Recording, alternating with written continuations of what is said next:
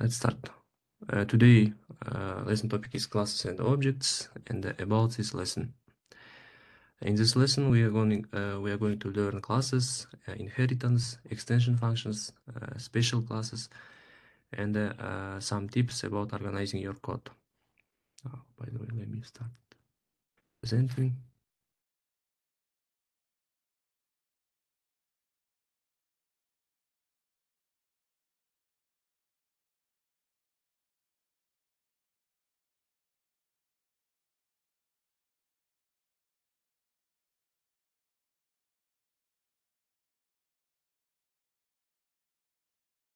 And these are elements of object-oriented programming, right? So classes, as you might have already know, classes are blueprints for objects, and each class can contain properties, methods to operate on its object, and you can have different classes for different types of objects. In this example, we have a class or blueprint for a house, and we can, from that blueprint, we can create actual house object instances. And each house can have different values for different fields, and the definition of this class will be written in Kotlin in next slide. So house class contains blueprint of what goes into a house. It has properties like color, which is string, and number of windows, right? It can have number of windows, and whether or not house is for sale, which is boolean. And such object can be used in apps like Krisha Kizet, right? So for example, if we have house to describe house, we might need to create house class, and it can have bunch of properties. So yeah, but for this example, we use simple one. Let's look at its code. To define a class, we need to use class keyword followed by the name of class, and then you use curly braces. So by the way, here we can specify primary constructor, but we will cover it next slides. So then we use curly braces, and inside curly braces we will have class body, right? And inside class body we have defined 3 properties and 1 function. And yeah, so how we create object of that class, right? So to create object of that class, we need to just call this class with these brackets, and it will create an object instance of that class. Yeah, and we can print it. So here's class of example of class with no parameters, and here examples of class with parameters, and we see that these are different, right? So here we use val or var, and here we don't use anyone. So let's see what's the difference. Difference is that if we define it without using val or var, we can't access it later. So it will be available only inside of init scope. We will cover it.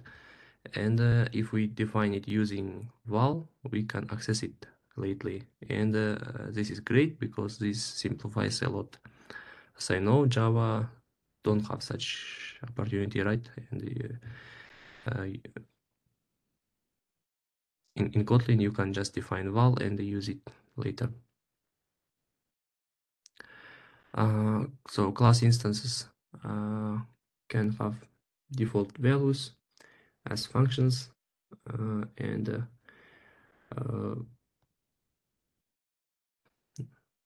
yeah, they can be also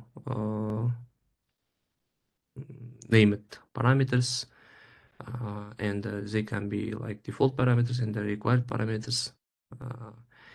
and it makes it more concise. So let's see example.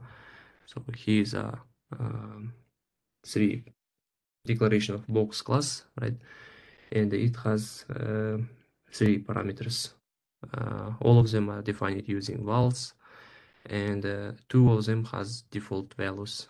And we can call this class using different ways, and all of them will be equal to each other, right? So we can just call them by directly giving arguments, or we can specify parameter name and emit other types which has default values, and we can specify all of the types.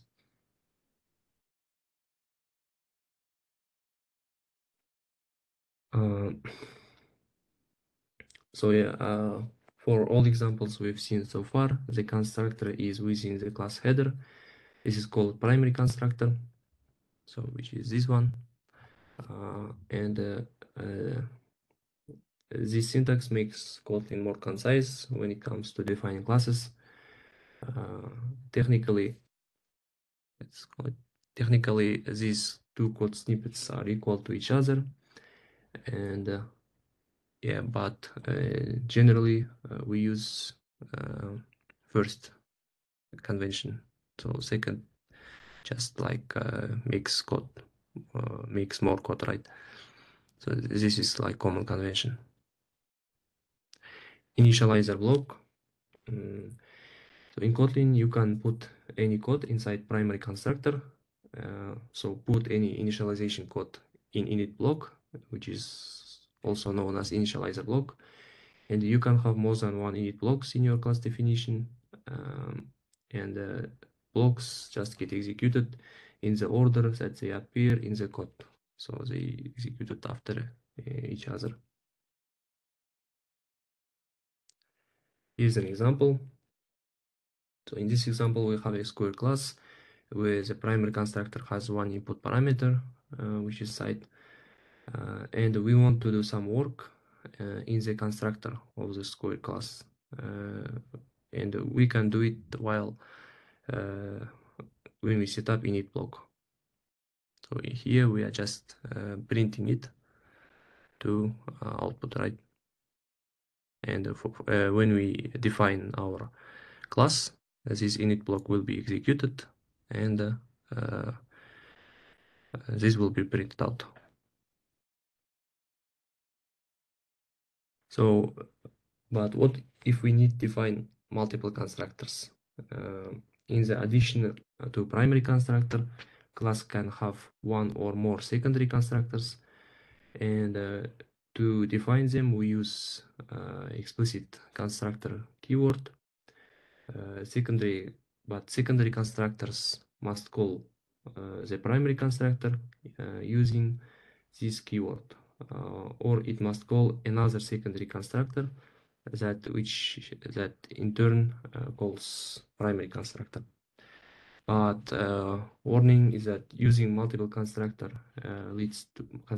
leads to more code passes and issues with testing. So it's not good practice use them. Instead, we can use factory function or factory method pattern, which means that we are like we are moving out class creation logic to another class, which is called factory class. I think we will cover it later, factory classes, while we cover some design patterns. So here's an example of multiple constructors. So this one is primary constructor, this is secondary, and if you see, both of these are calling the primary constructor, right?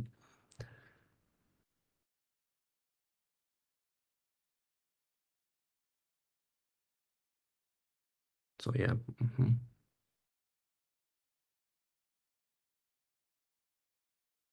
And one thing to notice that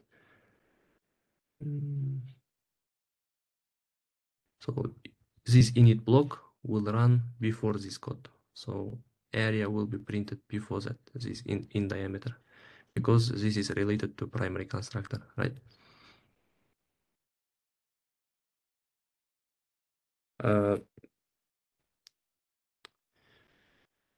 So yeah, to define properties, you need to use val or var. If we define properties using val or var, you can then you can access those properties, right? If you don't define using them, you can't access them. Let's see an example. So here we define property using var, and then we can access it. And as it's var, we can also change it, right?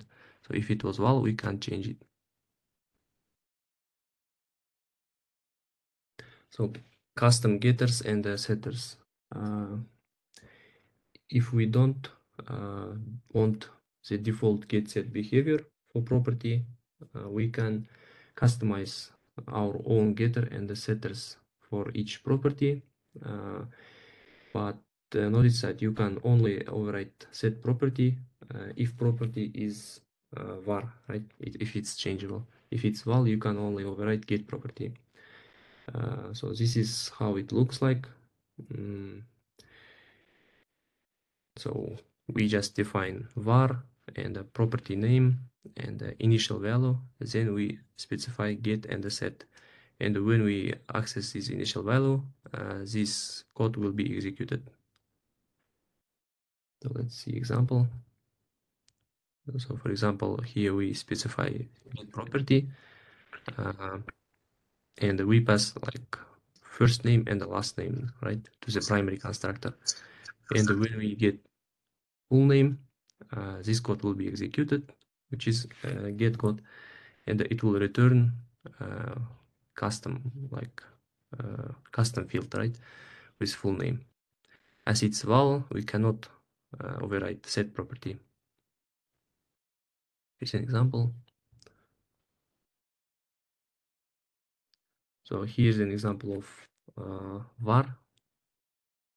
So for example, we set person full name to Jane Smith. We can like write a splitting logic inside set property, right? Inside logic here. And we can initialize those two, like first name and the last name, by splitting them. So we can write custom logic here.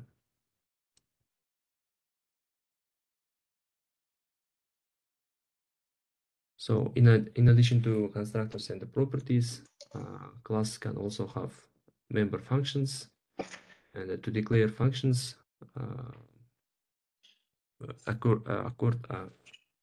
they are same as usual functions. You just need to declare them inside class. You will see examples of that in pathways. Yeah, let's talk about inheritance. So inheriting properties and the capabilities of parent class to the child class is called inheritance, and Kotlin has a single parent class inheritance structure. And if you need multiple class features inherited to your class, you can use interfaces. So here's an format of interface. To define interface, you need to like use interface and then name of interface. Also, interface can derive from other interfaces too. And then there will be interface body where you can define methods and property names. So let's see example, and here we have an interface called shape, which has a single function called compute area, and any class that implements that interface must override the function as shown below. And this is how you can use that circle class. So important thing is that you need to use override keyword, right, to override parent function.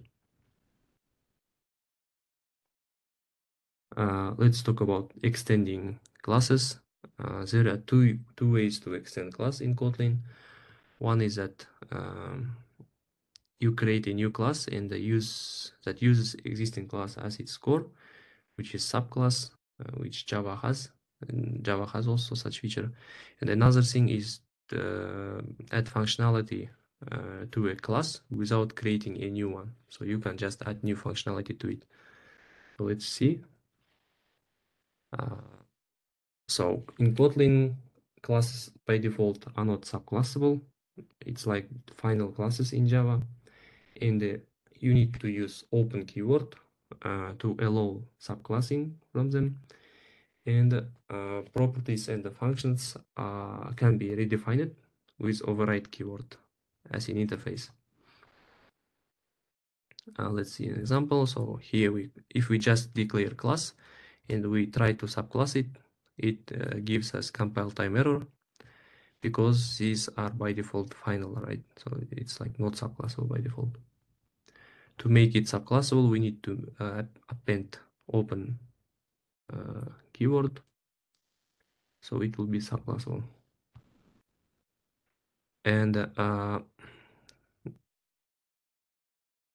so yeah, as I said, you'll get compile error, and you need to use override to override its properties and the methods. So all of them you have practice in pathways. And if you need to, like, if you want it to be not overridable, you need to mark it final.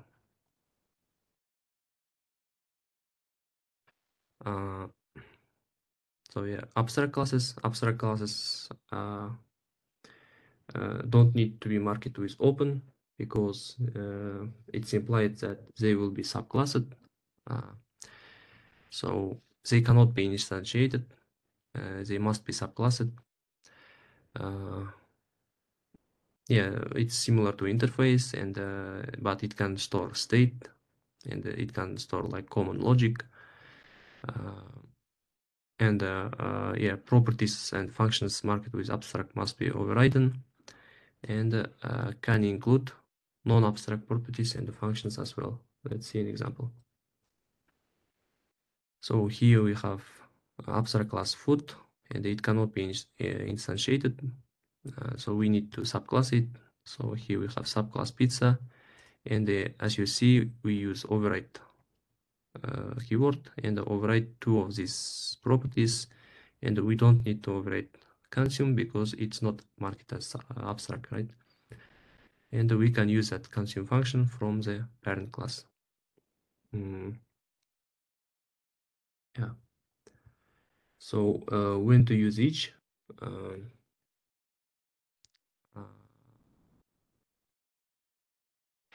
Yeah, generally, if you are defining like broad spectrum of behavior or types, like if you have too many methods, you need better to use interface.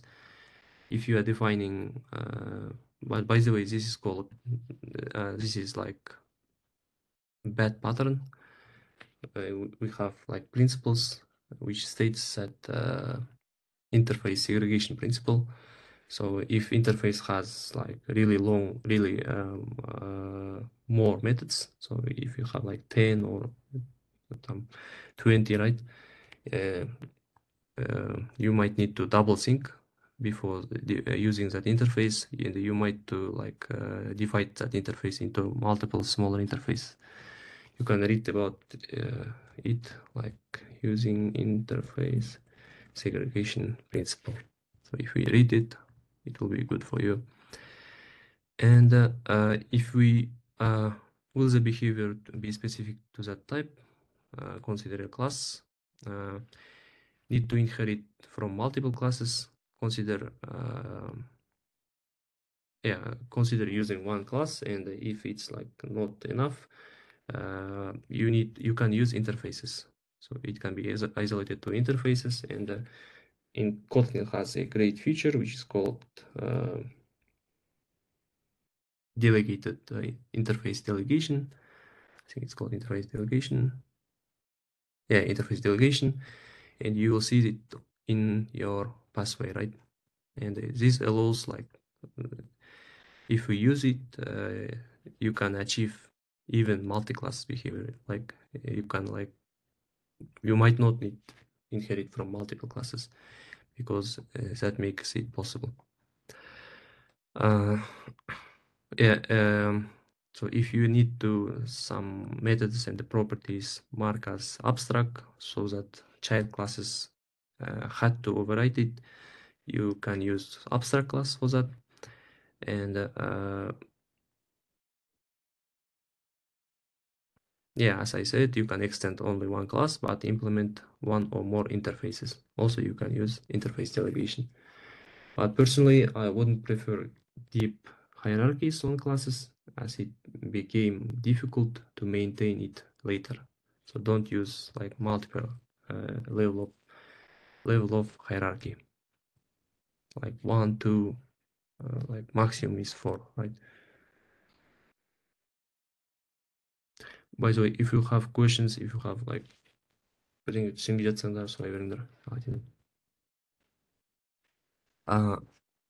extension functions.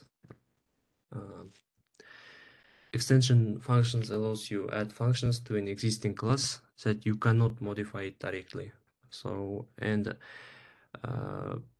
it appears as if implementer added it, so it appears exactly same as its own function, and it doesn't modify actual class, so existing class, it doesn't modify it, and but unfortunately it cannot access private instances of that class.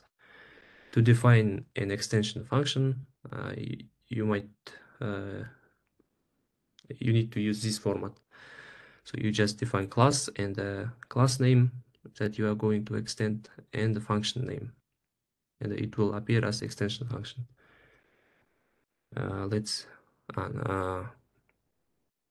So it adds functionality that are not open. Before we said that to like subclass you need open keyword, but with extension functions, classes can be like final, right? And so you can even add to those classes, and you can even add extension functions to classes that you don't own. So if it's like library class, for example, it's class from library, you can even add to them too.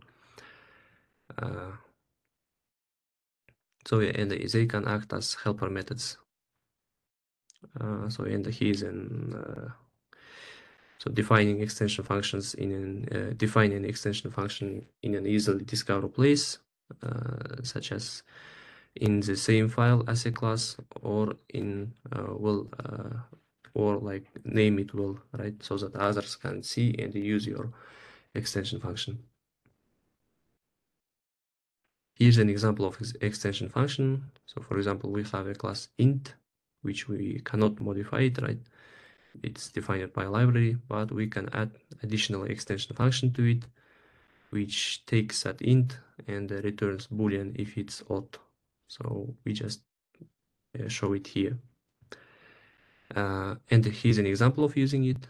And we can use this extension function for each int, right? When we use int, we can just type 3.isOdd, and it will give us boolean. And this proves that, and this is one of the very powerful features of Kotlin. Java doesn't have such feature, but C# has, I think. And this is really powerful. It can be like difficult to understand for now, but when you use more complex Kotlin functions, you will see benefits of it.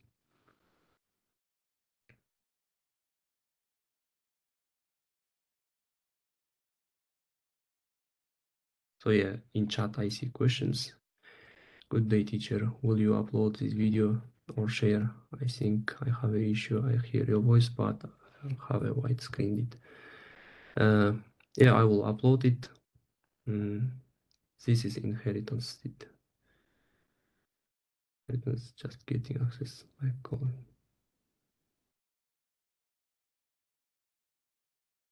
На сообщение есть какие-нибудь что-то? Контекст өтіп кеткен сияқты. Қайтып жазып жібересің да контекстімен қоса. көрмей қалыппын. So, by the way, should I show these examples?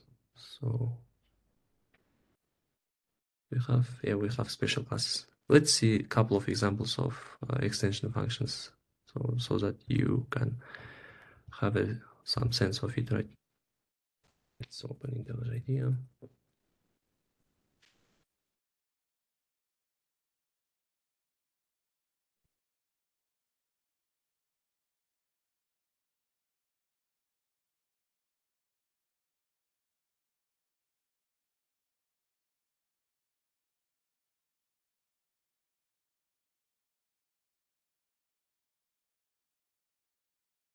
Is it different?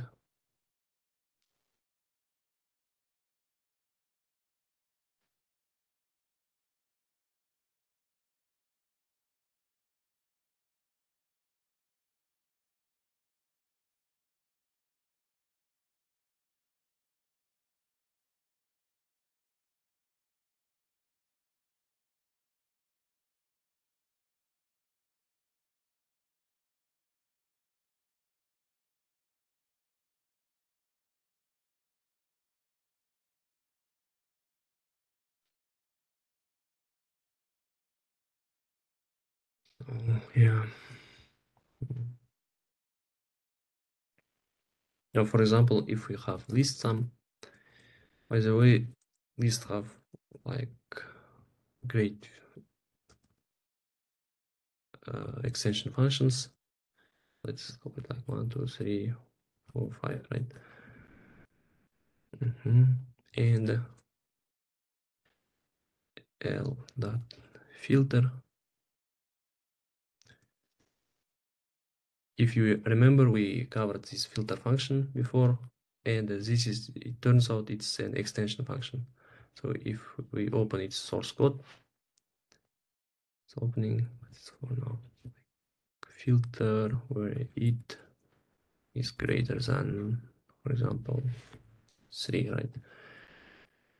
And we can, like G, for example, we can assign to G and see what happens. Print ln G, right?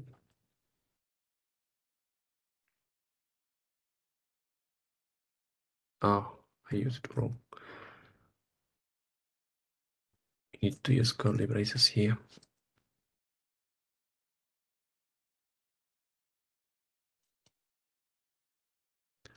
So if we see here, this is an also extension function. It's extension function to iterable, right? So yeah, also it's inline function, and it's defining his logic here.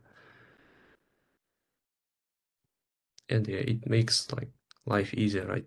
We have also map function, which is also extension function, which makes more easier. For example, we can convert all of this to some string, like let's use it also it and people, something like that.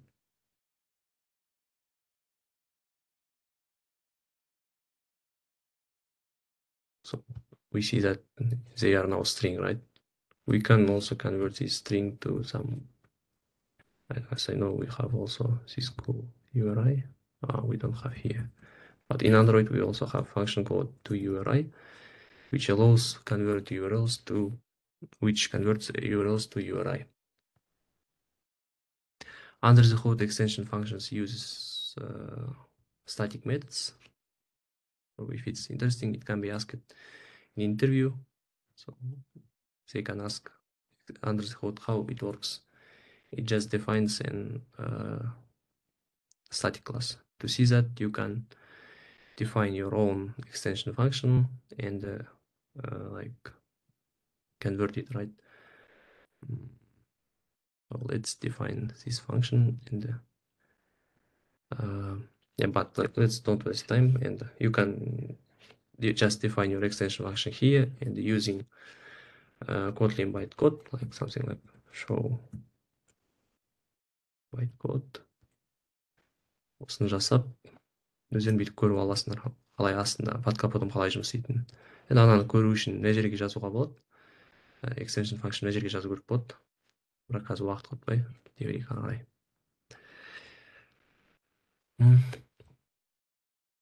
So data classes. This is one type of special classes in Kotlin, and it's also very useful. It's designed to store a set of data, so better to not put logic here, but it's really useful when you use it to store data. It's marked with data keyword, and it automatically generates getters and setters for each property. If it's var, it generates setters too, and it generates methods like toString, equals, hashcode, and copy. Copy is also a very useful method, and format is like this one. Let's see an example. So define data class, we need to use data keyword, and we can define its properties as regular class, right? And we can access them as regular class, and we have examples.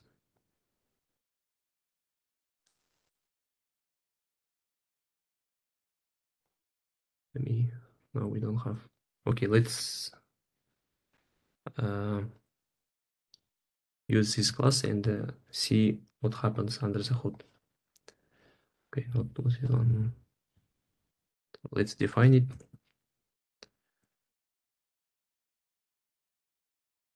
And use it.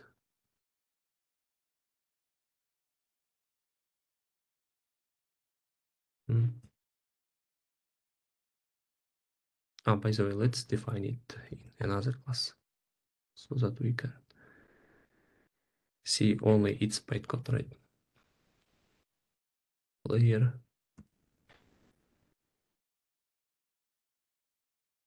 We already have that. Yeah. We need to remove it from here. And let's see its bytecode. Bytecode, and so this is how we can define such class in Java. So if we see lots of lines, right? So we need to define constructor. This has also something called components.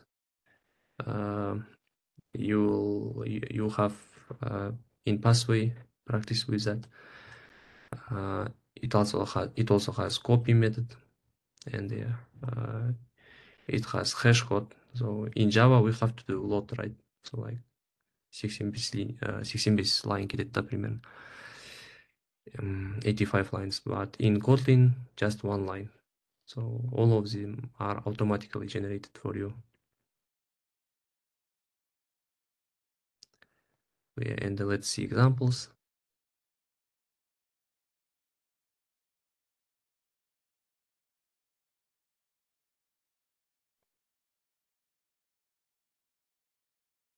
Yeah, as you see, it prints it well. So if we, for example, use no data class, just class, it will print. It will print just its like address or hash code or something else, right? But if you mark it data class, it will automatically generate toString method, which prints nice messages. That's one like cool feature. Another cool feature is copy method. So you can just did its copy, so and change whatever you want. So for example, score is equal to 20, right? And you can get another object of that object with the exact same properties. So name is Lauren, but with updated score, right? And it's extremely useful when, for example, you have player class with in the real life it can be really long, right? It can have name, surname, score, like title, so on, and it can have like 20 fields, for example, right? And to change one of them, only one of them, you just call copy and change that property, and it will give you a new object. If you don't have data class, you had to create it. You had to specify all fields, right? Which can take 20 lines, and yeah, it makes Kotlin more concise. Let's continue.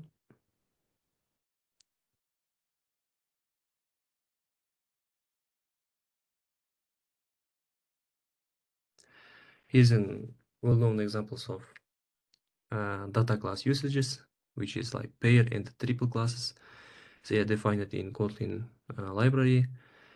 They have fields called first, second, and third, but they are used to pass some data from code to code. Let's see examples. So here we define pair, and we can print it well, and we can also access its fields calling like first, second, and third, right, on them.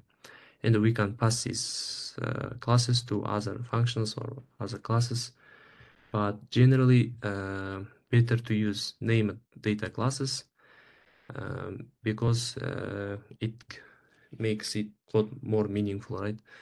If you see just pair, you so for example in here, if we use just like pair class, so we need to pass these two fields to another class, right? And we can do it by using just pair class. But if we do so, when you read your code, you don't understand it, right? You may ask, what is it? What is it? Or what is it? So it can be difficult to read that code. So better to use named data classes for such reasons.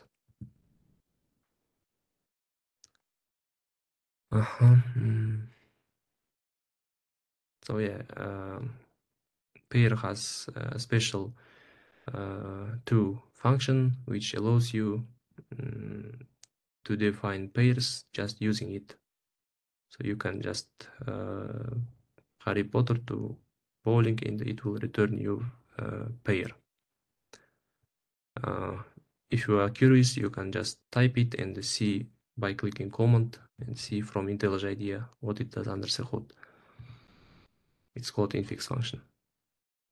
I guess I will like shot another video for like more advanced topics like infix functions.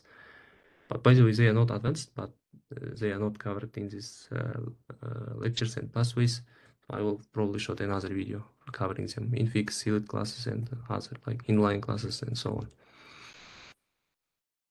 So here's an example of using.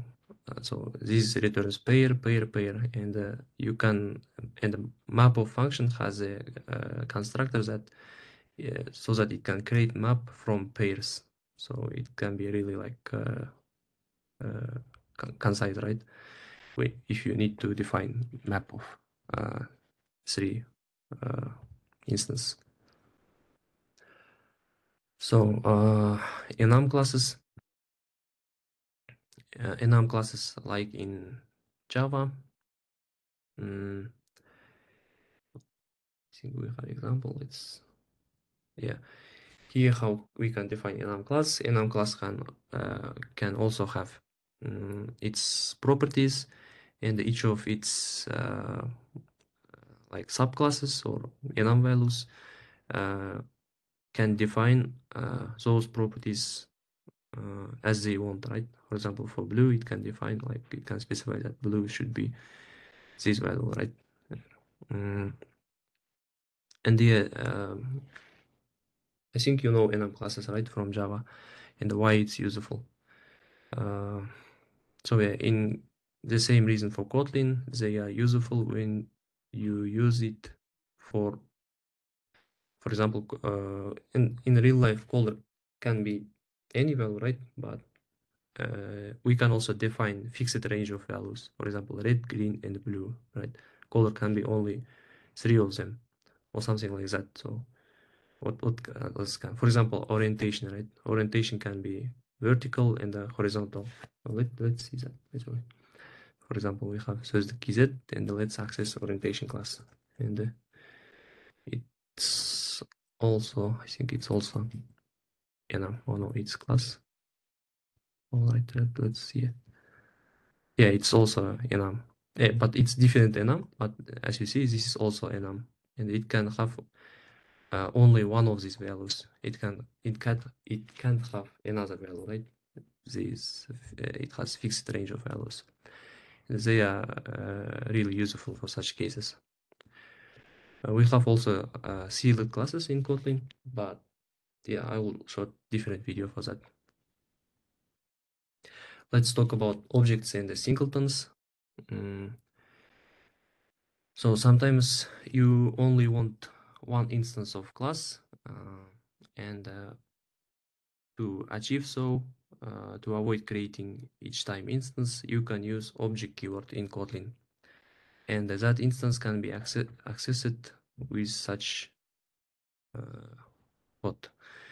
Let's see an example. Here's an example of object calculator, and to access add method, you don't need to create an instance of that object.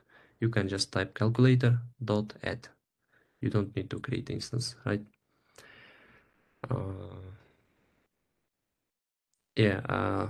Companion objects. So for example, if you have a class and you want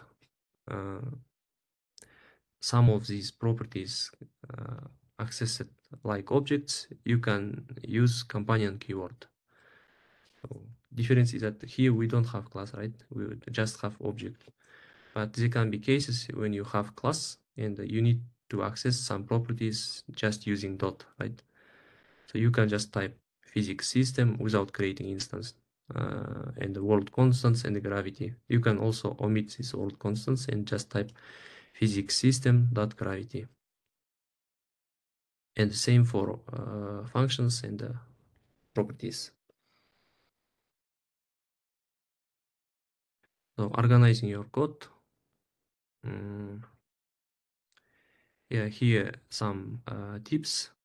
So be mindful of file lengths. Files shouldn't be too long. Better to use like short files. As I know, there was a recommendation that типа файлға бір қарағанда 2 пейдж болу керек па, в общем сондай бір не болған, бірақ енді оған қатты қарамай ақ қойыңдар, бірақ желательно кіші болған дұрыс ше.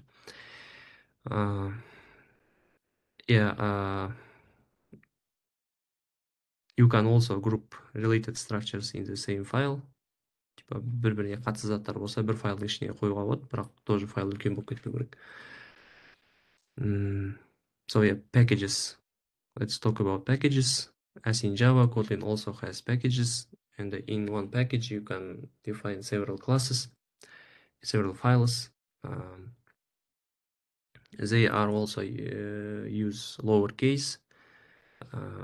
Better to use lowercase, and better to avoid using underscores or other like special symbols, right? Yeah, and the package will help you organize your code.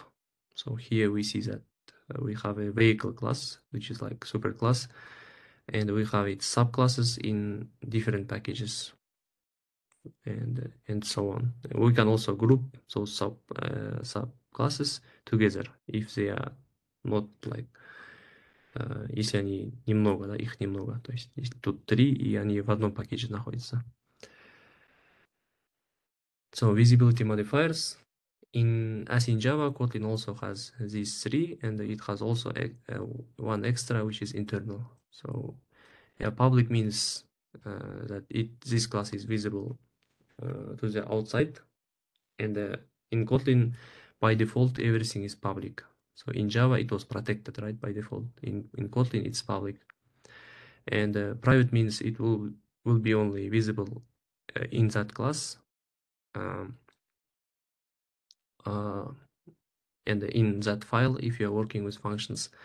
And the protected means it its properties will be visible to subclasses. So if you have some parent class and its property, if you use protected on its properties, it will be visible only its subclasses. So internal means its properties will be visible inside that module.